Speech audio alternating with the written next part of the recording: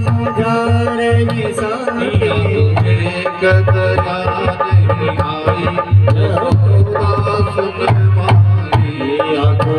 एक दया नहीं आई यशोदा सुन माई। तेरे लाला ने मैया तेरे कान्हा ने माटी खाई यशोदा सुन माई। तेरे लाला ने माटी खाई यशोदा सुन हरि बोल।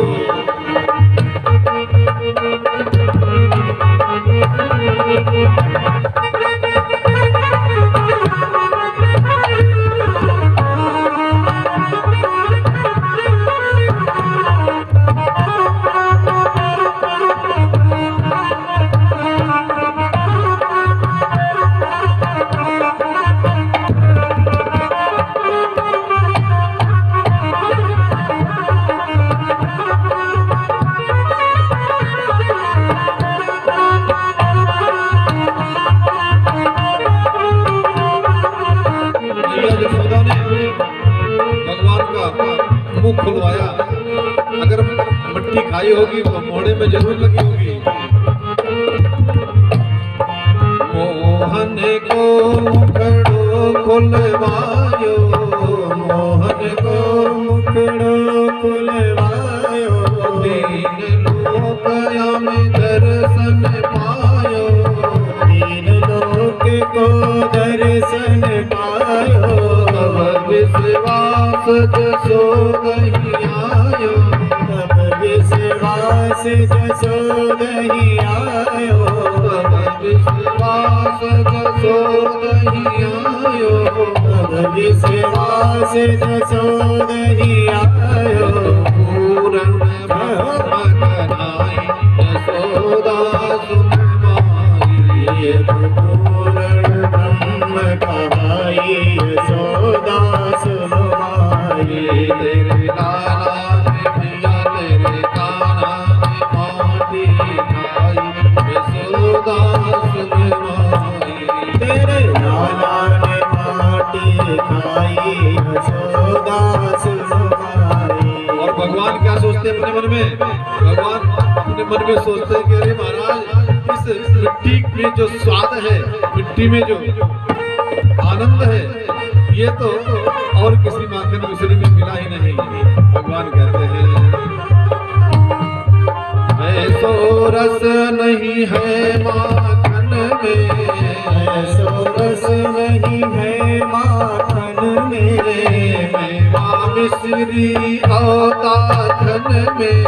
मेवा मिश्री और ताखन में। जो रस है ब्रज रज चाखन में। जो रस है ब्रज रज चाखन में।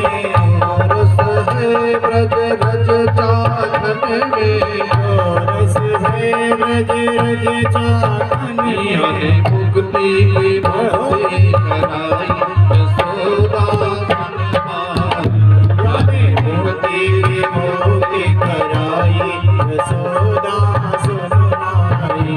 तेरे लाला ने मैया तेरे कान्हा ने माटी खाई यशोदा सुन माई। तेरे लाला ने माटी खाई यशोदा सुन माई। सभी ग्वाल बाल शिकायत करते हैं। मैया यशोदा ने कहा लाला तने मिट्टी खाई है? कन्हैया ने कहा नहीं मैया मैंने मिट्टी नहीं खाई। ना हम भक्षितवान अम्ब। हे अम्ब हे माँ मैंने मिट्टी नहीं खाई।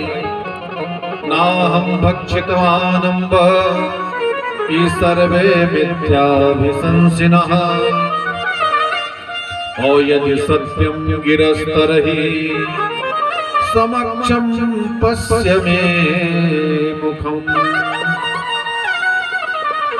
हे मैया अगर आपको विश्वास नहीं है ना तो हमारे मोहड़े में देख लो। अगर हमने मिट्टी खाई होगी तो मोहड़े में जरूर लगा होगा एक आध। मैया ने कहा ठीक है। और जब मैया यशोदा ने कन्हैया का मुख कमल खुलवाया है ना तो कन्हैया ने जब अपना मुख खोलना शुरू किया तो मैया तो आश्चर्यचकित हो गई। नदी पर्वत बाग बगीचा सूर्य चंद्र तारा गण अतल वितल सुतल तलातल रसातल महातल सब भगवान के मुख में दिखाई पड़ने लगे महाराज। मैया जसोदा ने सोचा ये तो लगता है मेरा लाला साक्षात भगवान है। और जैसे ही भगवत्ता का उदय हुआ लाठी दूर फेंक दिया, चरणों की तरफ दौड़ी। भगवान दौड़ करके हाथ पकड़ ले रे मैया, कोई माँ अपने बेटे का पैर छूती है क्या? भैया जसोदा ने कहा लाला तू तो साधारण बालक नहीं, तो साक्षात भगवान है। भगवान ने कहा ओ भैया तुम्हारी बुद्धि बावरी है गई है, ये तुम्हारी बुढ़ापे की आंखें चकाचौंध खा गई होंगी। भगवान की जो वैष्णवी माया है उसने विचार किया कि कन्हैया के मुंह में माटी है और मैया के हाथ में लाठी है, और अगर कहीं माटी दिखी तो लाठी पड़ जाएगी, बाद में भगवान उनको डांट लगाएंगे माया तू क्या कर रही थी। तो माया ने इस प्रकार से वहां पर आश्चर्यचकित कर दिया कि मैया खुद ही समझ नहीं पाएगी हो क्या रहा है। और भगवान ने कहा भैया तो दोबारा अपने आंख को अच्छे से पोंछ करके तब देखो। और जब दोबारा मैया ने अपने आंख को पोंछा और फिर जब देखा भगवान ने अपना मुंह खोला और कुछ दिखाई नहीं पड़ा। मैया जसोदा ने सभी ग्वाल वालों को डांट करके भगाया, दारी के चले आते हो, आओ लाला की शिकायत करने, हमारे कन्हैया ने कुछ नहीं खाई। बोले गोविंद भगवान की। अब कन्हैया जब थोड़े से बड़े हुए हैं ना, एक दिन कन्हैया ने ग्वाल वाल मंडली को अपने पास बुलाया, कहा देखो भैया हम लोग ऐसा करते हैं कि हमारे यहाँ से जो दूध दही मक्खन घी निराश होकर के मथुरा चला जाता है, उस दूध दही घी मक्खन को हम लोग मथुरा जाने से बचाएंगे कैसे? अरे भाई गैया और बछड़े की सेवा करेंगे ताई तो हम सब ग्वाला, और दूध दही मक्खन का आनंद लेने वाले मथुरा वाले, हम लोग ऐसा नहीं होने देंगे। हम लोग क्या करेंगे? हम लोग चोरी चोरी करके खाएंगे। मधुमंगल ने कहा लाला तुम्हारे घर में सूखा पड़ गया क्या? भगवान ने कहा नहीं, 9 लाख गैया हमारे घर में है, हमारे घर में सूखा नहीं हुआ है, लेकिन हम ये ग्वाल वालों को देख रहे हैं डेढ़ हड्डी के ही रह गए, इनके अंदर थोड़ा सा भी ताकत आई नहीं रही है। किसी दिन किसी से लड़ाई भिड़ाई हो जाएगी तो सबको मरना पड़ेगा, इसलिए हम लोग थोड़ा सा चोरी चकारी करके थोड़ा सा खा करके मोटे तगड़े हो जाते हैं। ब्रजे वसंतम नवनीत चौरम अगोपांगना चतुर्दूल चौरम अनेक जन्मार्जित पाप चौरम चौराग्रगण्यम पुरुषम नमामि। भगवान ने मक्खन को चुराया है और गोपियों के मन में ऐसा भाव भी था कि कन्हैया मेरे घर में आवे। अरे भाई किसी भी बहाने से कन्हैया आवे, कन्हैया को देखने को मिले, तो भले ही हमारा नुकसान ही क्यों न सही। तो भगवान ने गोपियों के मनोरथ को पूर्ण करने के लिए ऐसा कार्य किया। अरे भाई लेकिन अब चोरी करने के लिए तो अभ्यास होना चाहिए ना। आजकल अगर कोई साधारण नौकरी में भी जाता है महाराज तो 6 महीने 1 साल तक ट्रेनिंग करके तब जाता है, और चोरी ऐसा इतना बड़ा काम है जो पूरा एकदम से रिस्क से भरा हुआ है। ऐसे कार्य को करने के लिए सबसे पहले अभ्यास की जरूरत होती है। कन्हैया ने कहा चलो ठीक है, आज की रात हम लोग अपने अपने घर में अभ्यास करके और जानकारी प्राप्त कर लेंगे। सभी ग्वाल वाल मंडली के लोग अपने अपने घर गए चोरी करने कि आज पहली रात हम लोग अपने घर चोरी करेंगे, कल से गोपियों के घर में चोरी करने जाएंगे। कन्हैया भी अपने घर में आए। मैया जसोदा किसी कार्य में व्यस्त थी। कन्हैया धीरे से एक कमरे में गए, मक्खन निकाल कर चुरा कर खाने लगे। अरे भाई कोई मना नहीं करता, लेकिन अब चोरी का आनंद कुछ और था। और जब भगवान मक्खन चुरा कर खा रहे थे ना, तो सामने स्फटिक मणि का खंभा था, उसमें भगवान को अपना प्रतिबिंब दिखाई पड़ गया। उन्होंने कहा अरे भैया हम तो इस घर के हैं, हम चोरी करके खाएं, चाहे मैया से मांग करके खाएं, लेकिन तू कौन है, तू कहां से आ गया? अपने ही प्रतिबिंब से भगवान झगड़ा करने लगे। अब वो तो प्रतिबिंब ठहरा, इधर से जैसा जैसा इशारा करते ठीक थी, उसी तरह से उधर से भी इनको दिखाई पड़ता। इन्होंने मुक्का बांधा तो भी मुक्का बांधा, करे भैया गजब का चोर है, हमारे घर में आकर के हमको मुक्का दिखा रहा है। तब तक मैया जसोदा पहुंच गई। अरे लाला किससे बात कर रहे हो? कन्हैया ने सोचा लाओ हम बच जाए, इस चोर को पकड़ा दे। दौड़ करके कन्हैया ने खंभे को जोर से जकड़ कर पकड़ लिया, और जब जकड़ करके पकड़ा तो मैया ने कहा अरे क्या हुआ लाला? कन्हैया ने कहा मैया ये मैंने चोर पकड़ रखा है, जल्दी से आ जाओ। मैया जसोदा तो 1 मिनट में सारी बात समझ गई कौन चोर है। जसोदा मैया ने कहा लाला ठीक है, इस चोर से तुम बाद में निपटूंगी, लेकिन तू बता तुम्हारे मोड़े में ये मक्खन कहां से लग गया? कन्हैया ने कहा ओ मैया क्या बतावें, जब हम इस कमरे में आए ना तो देखे तुम्हारे एक मटके में बहुत सारी चींटियां भरी। मैया मैंने सोचा मैया को दिक्कत होगा, आग कमजोर है, चींटियों को निकालने में परेशानी होगी। मैया मैंने एक एक चींटियों को मटके से बाहर निकालना शुरू किया, और कोई एक चींटी धीरे से हमारे हाथ के रास्ते पर चढ़ करके आई, वो आकर के हमारे मुंह में काट लिया, और हमारे मुंह में इतना जोर से काटा मैया मैंने मटके में से हाथ निकाला, एक चाटा चींटी को लगाया। मैया चींटी का तो पता नहीं चला, लेकिन चींटी के चक्कर में हमारे मुंह में मक्खन लग गया। बोले गोविंद भगवान।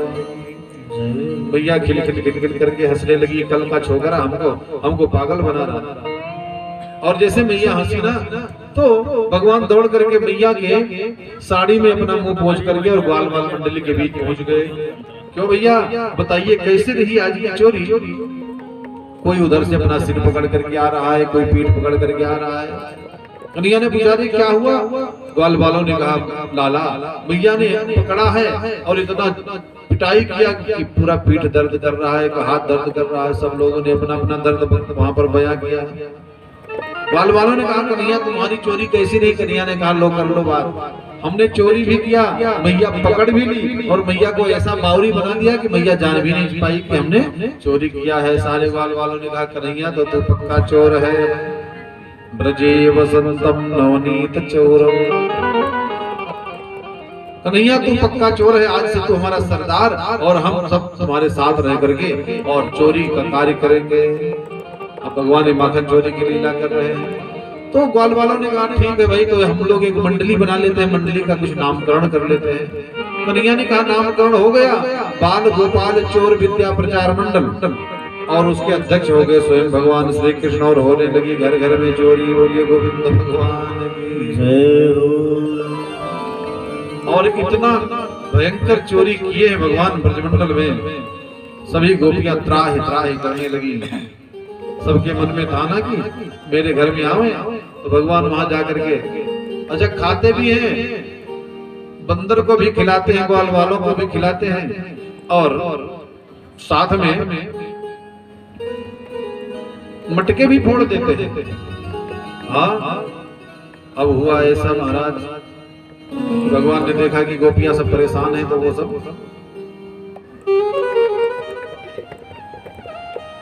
चोरी करना छोड़ दिया। कुछ दिन के लिए चोरी करने के लिए विराम दिया।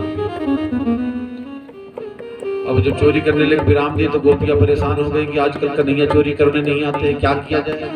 तो सारी गोपियों ने मन में विचार किया कि चल करके कन्हैया की शिकायत करते हैं, झूठी शिकायत करते हैं। हाँ शिकायत करेंगे कि कन्हैया हमारे घर में चोरी करने आते हैं, और जब कन्हैया की शिकायत करेंगे तो कल से कन्हैया हमारे घर में आएंगे। अरे महाराज सारी गोपियां एक साथ झुंड बना करके और पहले सोच करके गई थी। गोपियां सोची थी कि हम ये शिकायत करेंगे तो तुम वो शिकायत करना। सभी गोपियां पहुंची हैं मैया जसोदा के आंगन में, और जाकर के मैया जसोदा को बोली है रे मैया एक बार घर से बाहर तो निकलो, आज तुम्हारे लाला की मैं शिकायत लेकर के आई हूँ। मैया जसोदा घर से बाहर झांक करके देखी, अरे इतनी हमारी बहनें एक साथ मेरे घर क्यों आई? क्या बात है? आओ बहना क्या बात है? गोपियों ने कहा मैं कोई आपसे पंचायत करने नहीं आई हूँ, ना आपसे कोई गप्पे करने आई हूँ, आपके लाला की शिकायत करने आई हूँ। निकालो अपने लाला को। घर से बाहर और उसके आँख के सामने मैं उसकी शिकायत करूंगी।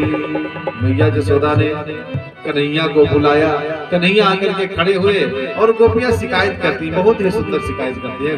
हमारे दामोदर दास जी भजन गाते हैं, हम चाहेंगे कि 2 लाइन उस भजन को सुनावें।